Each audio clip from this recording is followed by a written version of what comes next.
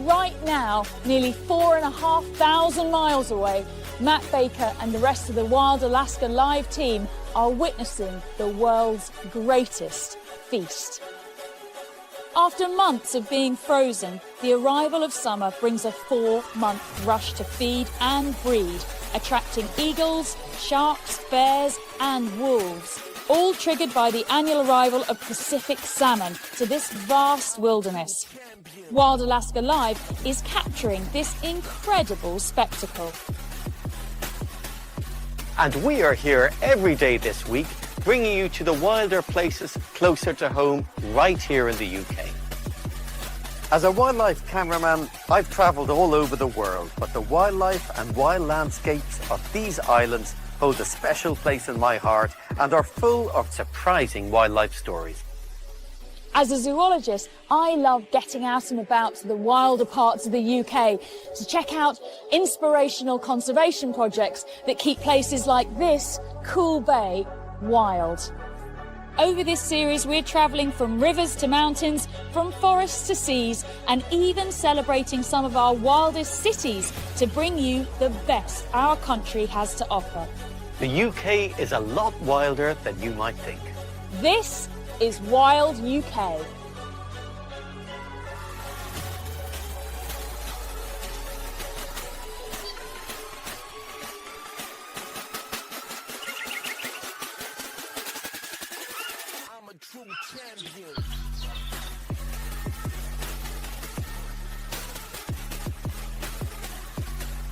Each day this week, we'll be looking at a different wilderness in the UK. Now today, we're revealing the wildness of the seas that surround our islands.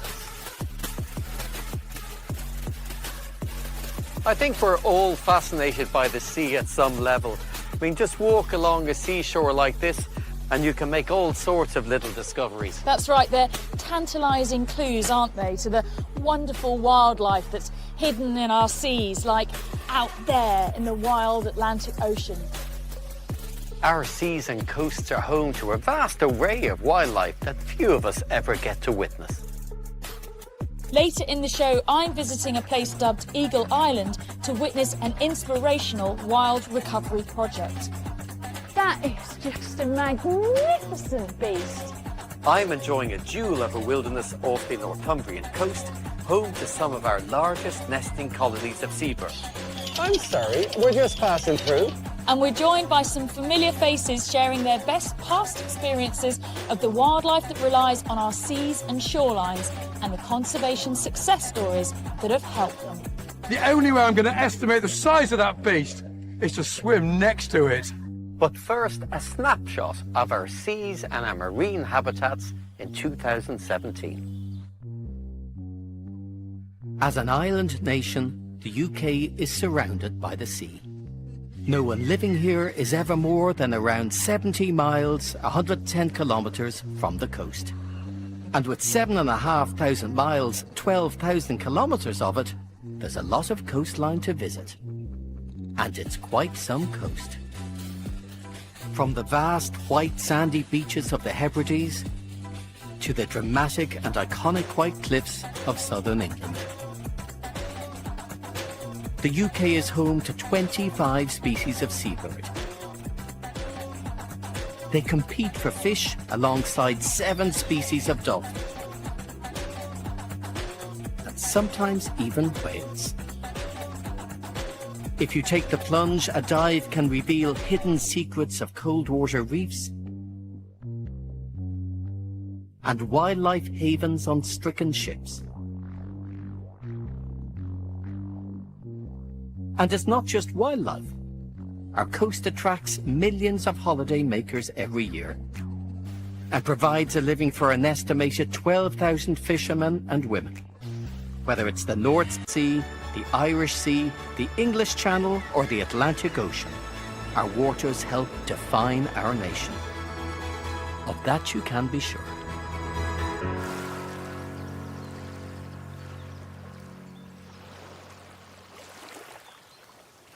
I've always loved beachcombing, and this place is proving to be a little treasure trove. And I remember, as a kid, when I found one of these used to be incredibly exciting. This is actually the egg case of some kind of ray. Now, they're known as mermaids' purses. I always thought that was a wonderful name, and if you're ever out wandering along the shore and you find these, it means that the creatures that laid them are not too far away. There are at least 39 species of sharks and rays that are regularly found in UK waters, from small cat sharks to sleek blue sharks, but not all of them lay eggs in cases. Beautiful things, I always thought. Yeah, that's a magnificent specimen. Of course, the thing about the bigger sharks is that they give birth to live young, so they don't leave evidence like this lying around on the shoreline. If you want to find out about those sharks, you've got to go into the ocean. And that's exactly what the naturalist Mike Dilger did off the island of Mull in 2015. In the summer months, our western shores are visited by Britain's largest fish, the basking shark. Weighing in at up to 7 tons, they sustain their enormous bulk on a diet of tiny animals, plankton. I've come to the Inner Hebrides to catch up on the latest discoveries of these animals and to try and get close enough to see how big these gentle giants really are. They may be huge, but they're actually remarkably difficult to find.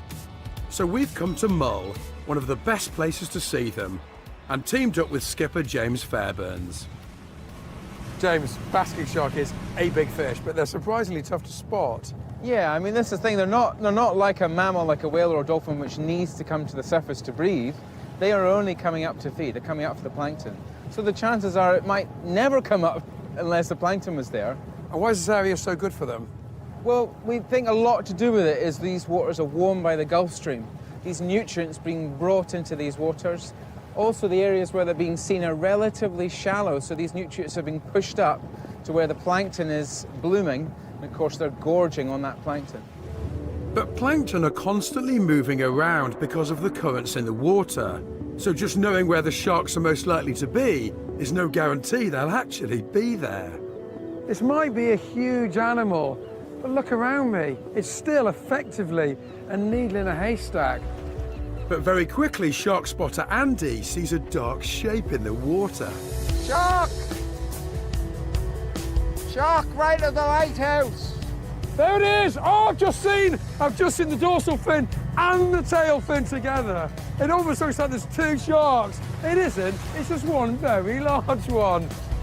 And we don't want to lose our chance, so I'm getting kitted up as quickly as I can. I'm suited up, I've got my flippers, snorkel and mask. The only way I'm going to estimate the size of that beast is to swim next to it.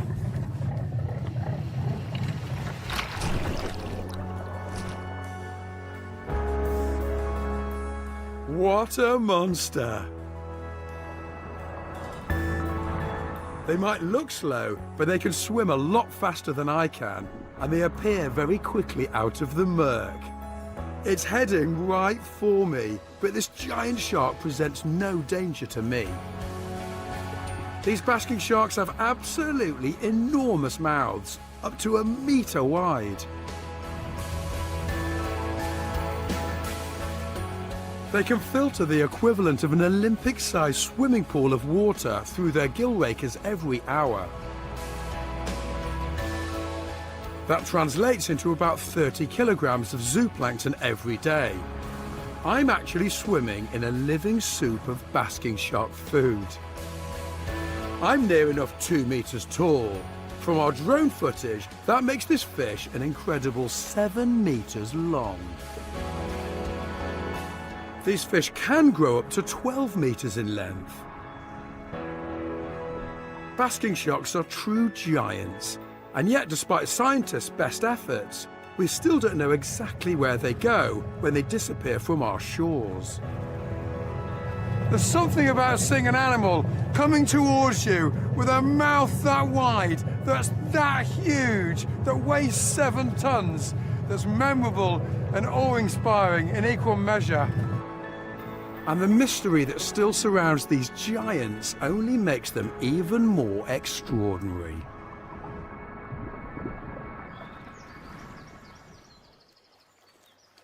Magnificent creatures, and you know, I try and get to swim with them every summer, and you never tire of that great big white mouth coming at you underwater. I know they're benign creatures, but they just feel enormous when you're in that situation.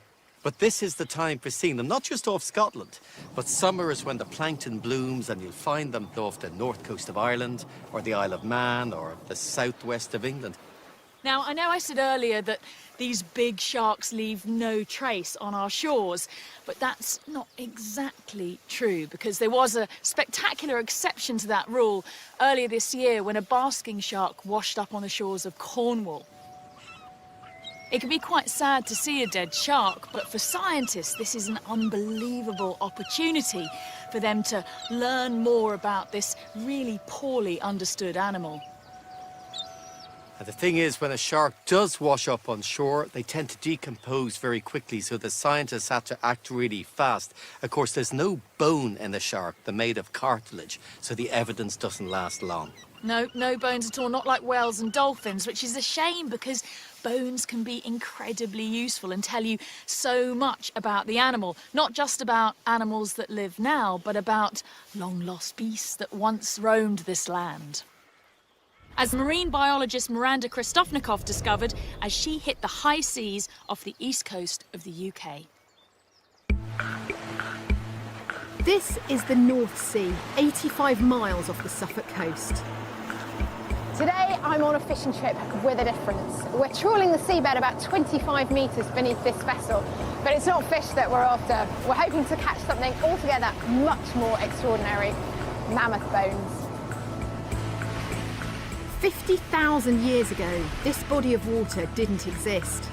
Now the Suffolk coastline is in that direction and the Dutch sandy dunes are over there. So beneath me right now was once part of mainland Europe, fertile feeding grounds home to the Ice Age giants.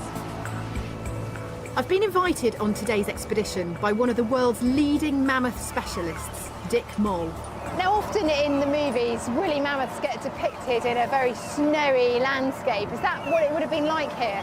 No, the Ice Age woolly mammoth was living on a grassland environment. This was like a Serengeti. No elephants, but mammoths. No black rhinos, but woolly rhinos. There were hyenas, lions. It was quite spectacular. This giant's paradise didn't last forever, though. Around 11,000 years ago, dramatic changes of climates took place. The ice was melting and the mammoth steppe environment disappeared, and at the same time it causes the extinction of these big animals. Britain became cut off from mainland Europe, and this once perfect habitat was drowned in what is now the North Sea. The remains of its past inhabitants are still here, though. As the first nets are brought in, the decks are busy with activity. And we strike lucky on the very first trawl. Oh, look here! Look! Look! Wow! Miranda, look this one. Look, you see? God, that's amazing. There's one, and there's a rib. Wow! Fantastic! Oh, look to the rest. This one, Yeah. That is huge. So is this exciting or not? It's absolutely incredible. I expected a few small bits and pieces, but that seems absolutely amazing. Next job is to get the bones out. You must be absolutely bursting with excitement. This is very, very exciting. Okay? Oh my. Can you put it over there? Yeah. Don't drop it. I won't. I'm not. Oh! It's not all about size, though. Look, a very nice heel bone of a female woolly mammoth. How do you know it's female just by looking at it? Because it's so small, in a male it will be twice as big. Okay. Now what have you got? Look here. Wow, what is that? That looks amazing. It's a mammoth molar of a very young individual. I was going to say, I thought they were really big. No, this is a young one. This is a milk molar, so to say. It's a upper molar. So it's like that? Exactly. In the tooth, and in the this jaw. here is the grinding service. Wow. And it's not just mammoth bones we're finding. Look at this beautiful specimen. This is woolly rhino. Okay, but they were around at the same time as the At the woolly same mammoths. time, they were fellow travelers, so to say. But look, it is damaged here, here, and here.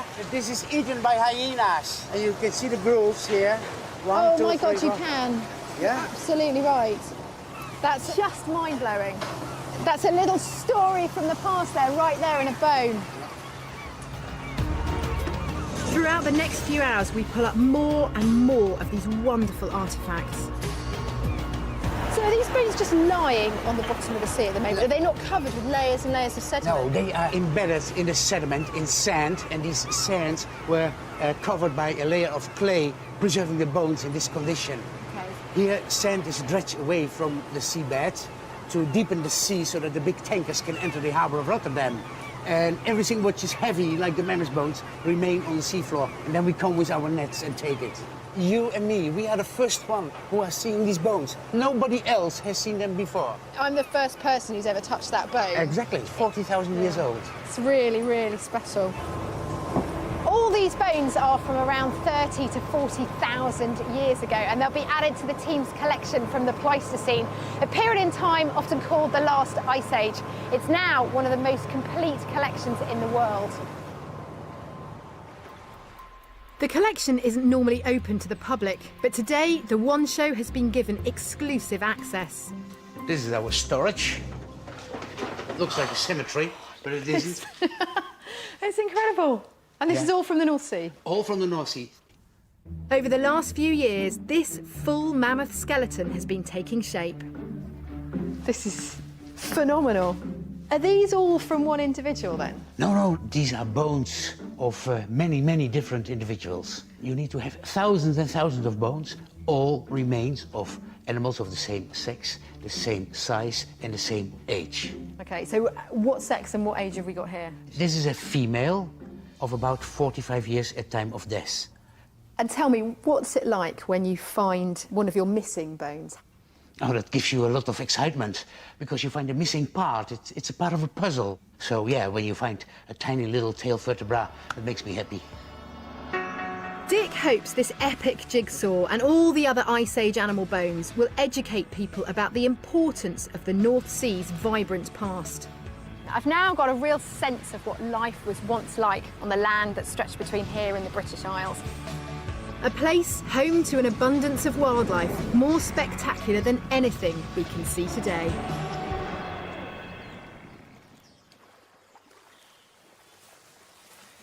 Our seas and coastlines are really magical places, but we can't afford to take them for granted.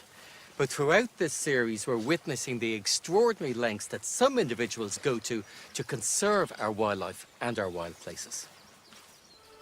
One particularly successful conservation project involved Britain's largest bird of prey. In the 19th century in Scotland, the white-tailed sea eagle was a relatively common sight, but by 1918 it had been hunted and persecuted into extinction. However, a reintroduction project began in 1975 on the island of Rum. Neighbouring island, Mull, is now a hotspot for these birds, and just a few weeks ago, Lucy paid them a visit. Famed for its wild, rugged scenery, the island of Mull is a haven for wildlife.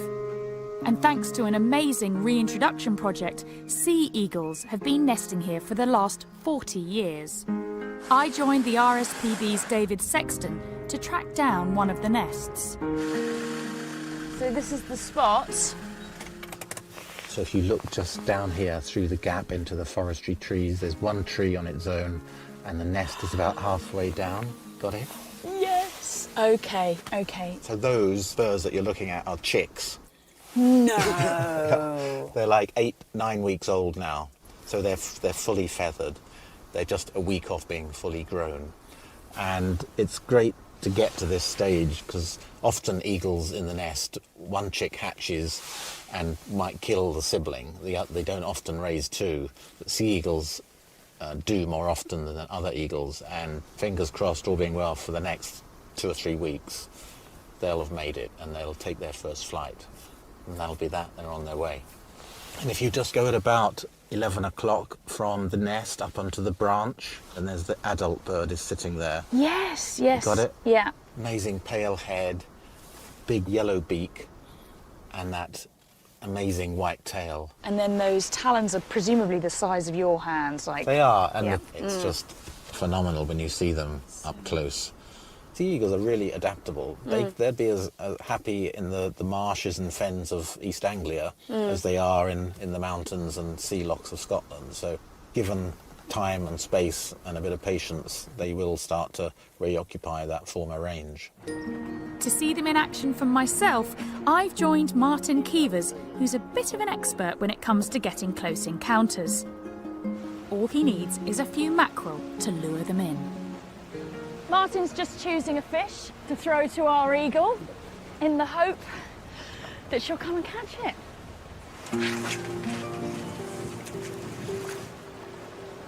In she comes. Gosh, she's a magnificently big bird. Wow!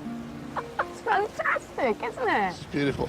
You must never get bored in your job. Never get tired of seeing that ever, no. So is there a danger that by feeding them we'll change their behaviour? If you fed them too much, then yes, you probably would do, but we take advice from the RSPB and Scottish National Heritage of an amount that we can give them so they won't change their natural behaviour. When sea eagles have young to feed, they would naturally be taking up to 8 fish a day. Martin knows this bird well, and this year he has 1 chick on the nest. Do you know that bird? We've known him for a couple of years now, yeah. He's not the cleanest and smartest dressed eagle in the world, so we've given the nickname of Compo. But he's a fantastic bird, he's a good dad, he's got a chick this year, and obviously that he's taking that fish back now to feed his youngsters. In fact, we've just got another eagle coming in the back of the boat now. Is that Compo our old coming friend back? Compo, yeah. Compo's coming back for more. Compo's not so shabby, actually. He's coming back for seconds. Do you want to see if you can give him a fish? I'd love to. All right, here we go, Compo. Ugh. In he comes, cruising with ease. Yes! That is so cool. I just fed some sea eagle chicks. That is just a great feeling. Absolutely wonderful. These majestic birds have made a great comeback since their reintroduction over 40 years ago, and their future here and across the UK is looking bright. So the sea eagle population here in Mull is actually self-sustaining. And so that means that the wildlife here in Mull is absolutely thriving to be able to sustain a bird like that. This is a truly wild place.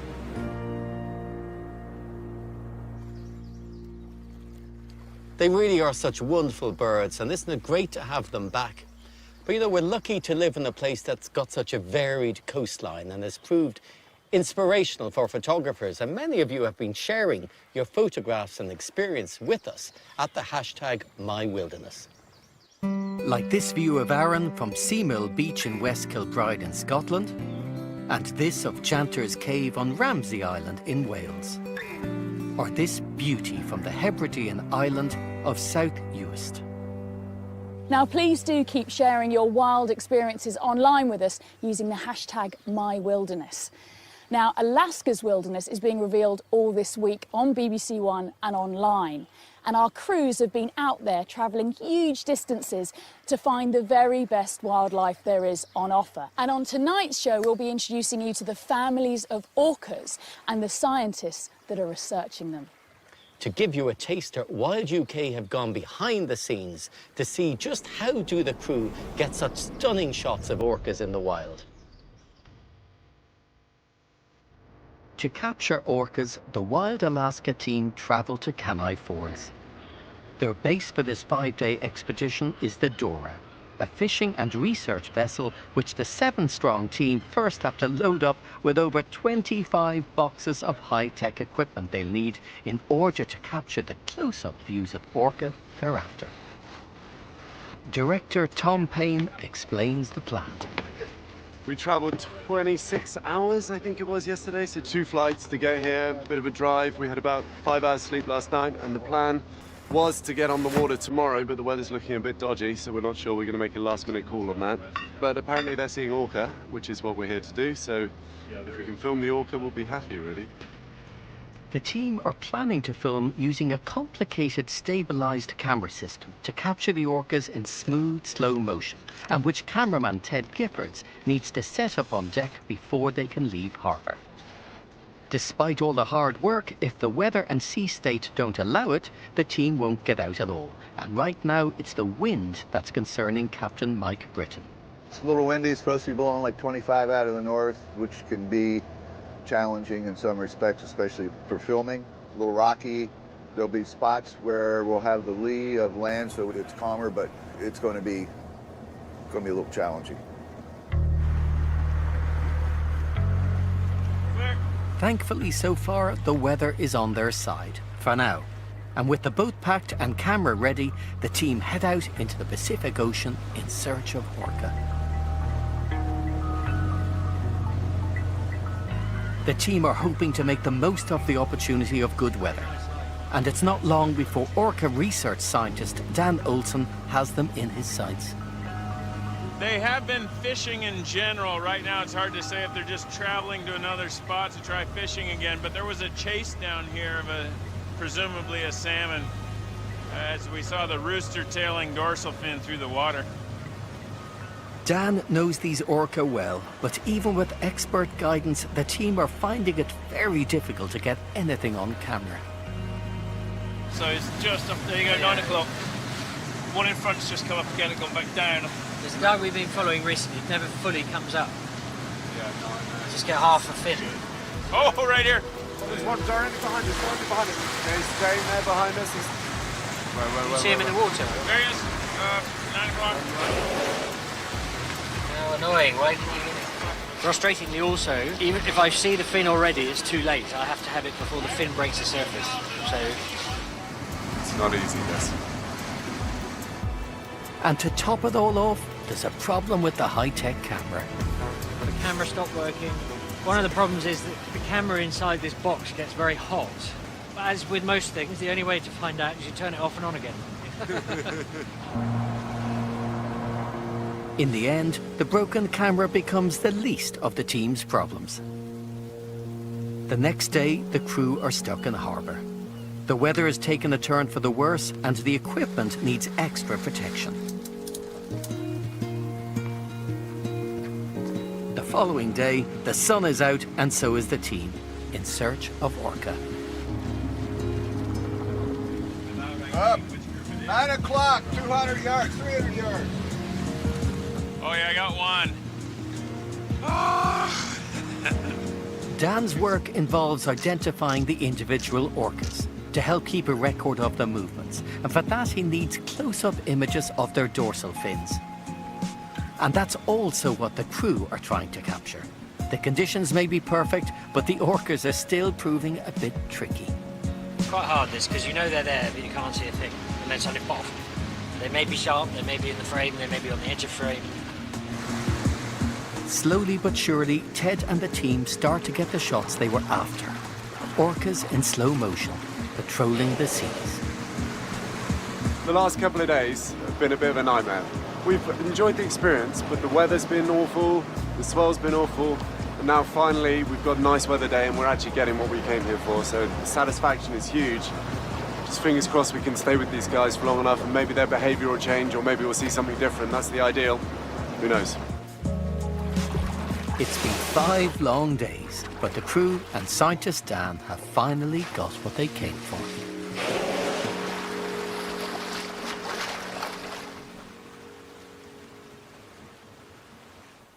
Now, the perseverance of the orca team really did pay off, and they got some extraordinary footage, didn't they? And there's more of that tonight on BBC One, 8 p.m. on Wild Alaska Live. Now, you don't have to go to Alaska to see orcas, do you, Colin? No, you don't. They're also found in UK waters, particularly off the northern islands, places like Shetland and Orkney. And earlier in the year, they came much closer than usual and gave the local residents quite a surprise.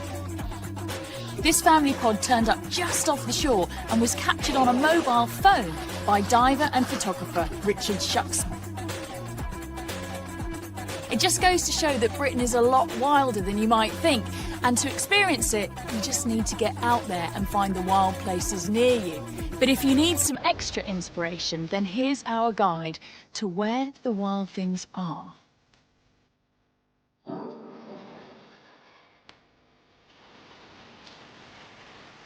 40% of the world's population of grey seals breed on Britain's beaches.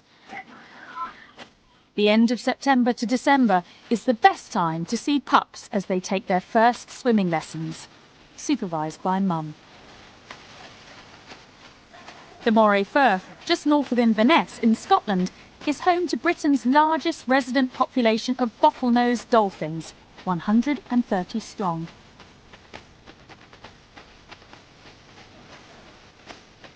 We have 5 species of jellyfish in the UK, and the most often spotted is the moon jellyfish.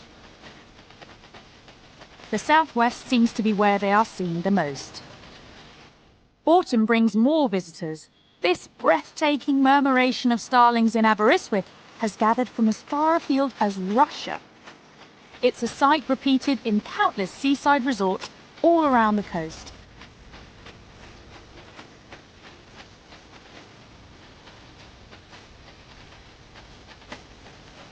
The coast of Northumberland in spring and summer plays host to thousands of seabirds, including the shag. You can follow their breeding behaviour, including the entertaining race to make their nests with a limited supply of resources.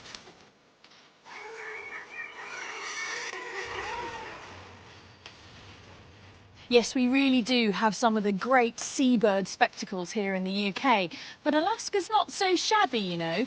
They've got about double the amount of breeding pairs that we have from about the same amount of species, but they are 6 times larger than the UK. If you want to go and see one of these seabird colonies for yourself, one of the really great ones lies just off the coast of Northumberland. I have always wanted to go there, and I got the opportunity just a couple of weeks ago. Lying off the Northumberland coast are the rugged volcanic rocks of the Farne Islands.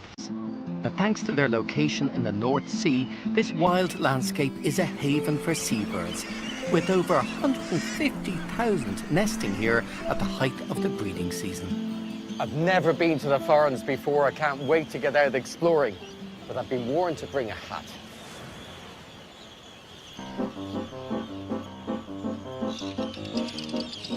The first to greet me here are the Arctic terns, and they're not entirely pleased to see me.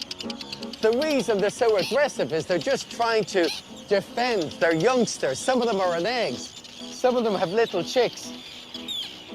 They have these beautiful blood-red bills. It's incredibly off-putting, and that's why they do it. I mean, the bites don't really hurt in any way, but when they nest in a colony and they scream and they fly about in your face, they see me as a potential predator. Hello. I'm sorry, we're just passing through. Beautiful creatures. Thousands of them here. And you don't have to look far to see the nests they're protecting. If you can stop for a moment and look around, you see that there is lots of nests here. Some of them are still on eggs, some on little chicks, some with big chicks, but they're absolutely everywhere. It's very hard to figure out who belongs to who. With just over 1,500 pairs, the Arctic terns are doing really well here. And they're not the only ones. Puffins are another of the island's most famous residents. They come here to breed, returning to the same underground burrows every year. Jennifer Clark from the National Trust has been monitoring these characterful birds and checking the progress of their youngsters. Are you feeling anything? Oh! Oh, you got something? Oh, I just felt a warm body. Hello. I got it. What have we got? There we go, there's a puffling. Well done. That's great. So we'll just pop its wings in. It's quite a big one, that one. So that one's maybe got another week or 2 before it's going to leave the burrow. It's still very fluffy. They can't go into the sea whilst they're fluffy like this because the downy feathers will become waterlogged. So It needs to wait till it loses all that down. How long does it take them from egg to leaving? So it's as an egg for 40 days, and then it's a chick in the burrow for 40 days before it leaves, and it'll leave under the cover of darkness because it's much safer to do that. It's less likely to get attacked by gulls, and it'll go straight into the water, straight out to sea, and that'll be them until they're ready to breed in a few years' time, and they'll come back to land again. What is it being fed on? It's being fed on sand eels, and you'll see puffins with their beaks jam-packed full of sand eels, and they have to run a bit of a gauntlet through these black-headed gulls because they will try and steal them off them before they get to the burrow. So I'll let you put this little one back in the burrow. And you see, that's the sea out there. That's where you're going to spend the rest of your life. Yeah. The Farns are home to an incredible 80,000 puffins. Like other seabirds here, they've been thriving thanks to the conservation efforts of the National Trust, which manages these wild islands.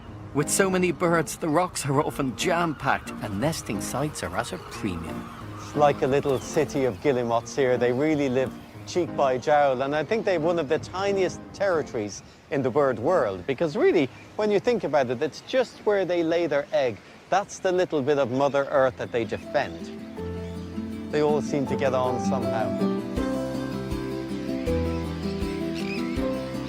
It's really a stunningly beautiful place here. Tens of thousands of puffins, kittiwakes, guillemots, fulmar, all living out their lives here. I think in many ways seabird colonies are our wildest places.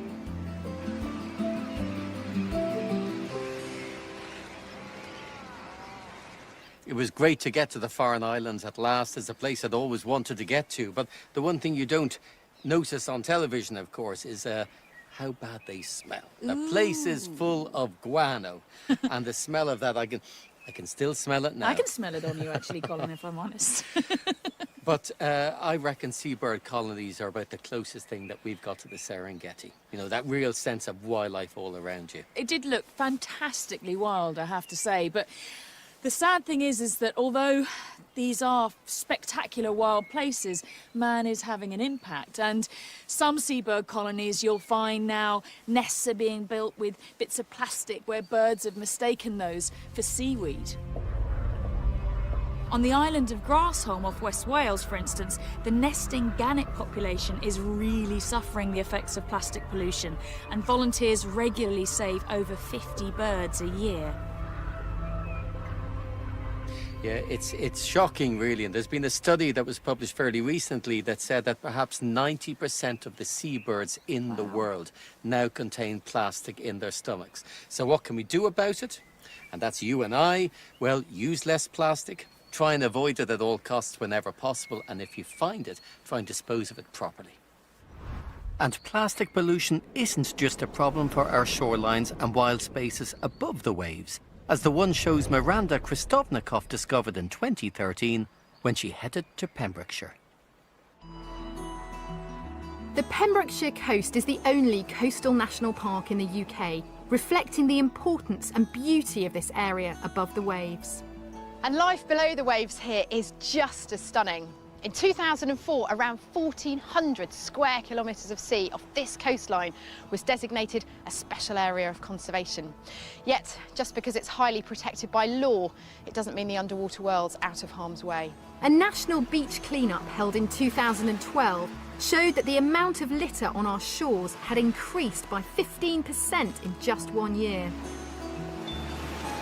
And that rubbish can easily make its way from our beaches into the marine environment, where the problem becomes much less visible. Out of sight is often out of mind, but not for Neptune's Army, Britain's only dedicated marine rubbish collecting team. Their mission, to keep the underwater world pristine. Davy Jones has been volunteering with them for 5 years. Lawnmower, shopping trolleys, they turn up quite regularly. Plastic bottles, rod tips, loads of lead cans, weights. Loads of lead weights, yeah. I think our record is 730 in one dive. No way. Satellite dishes, computers, a whole range of things that you wouldn't expect to find in the sea. Everything, including the kitchen sink, yeah. And where's that coming from then? Sadly, I think this sort of stuff is probably fly tipped. Yeah, I think people had probably find it easier to throw things in the sea perhaps than go to their local tip, which is a bit of a shame. And today I'm joining in with the cleanup. My dive buddy is Dave Kennard, the man who brought this cleaning army together. Well, the group's been running since 2005, and it always amazes us how much we keep coming back and finding. The site we've come to today hasn't been dived by Neptune's army yet this year. We're armed with a collecting crate because Dave is expecting plenty of rubbish.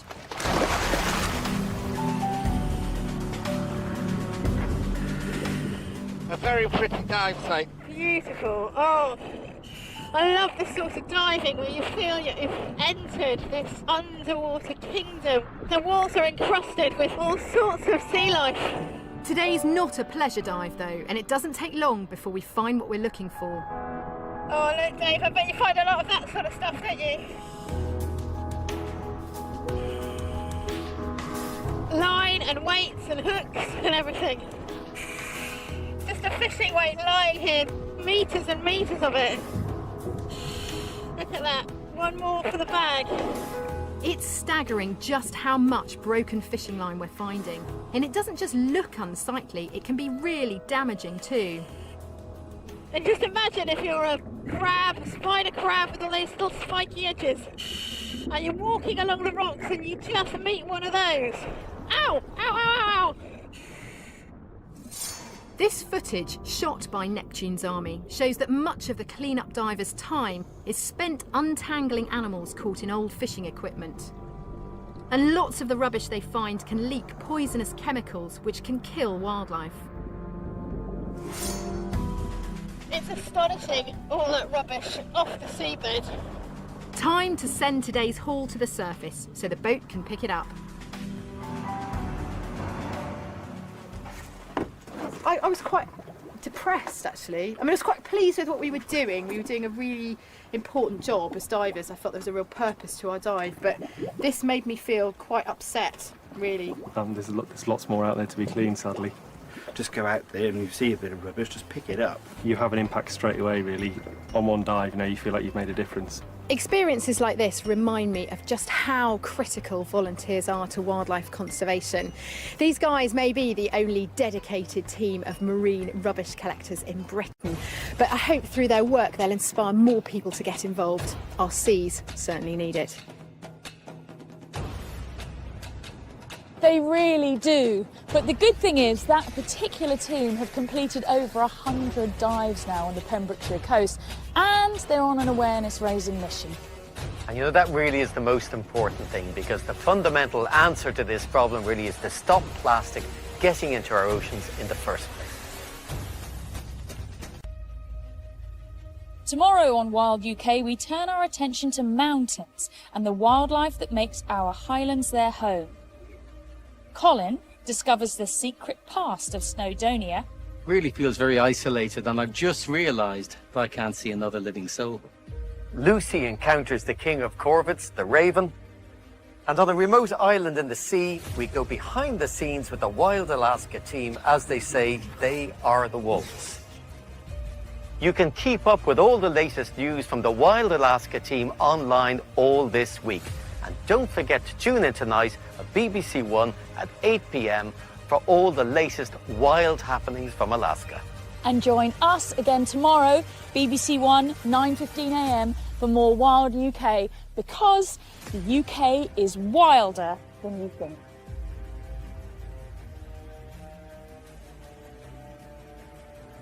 Yes, make sure you're with BBC One tonight at 8 for Wild Alaska Live, and we've got more on that next. And in a few moments, we're on the trail of more homes under the hammer.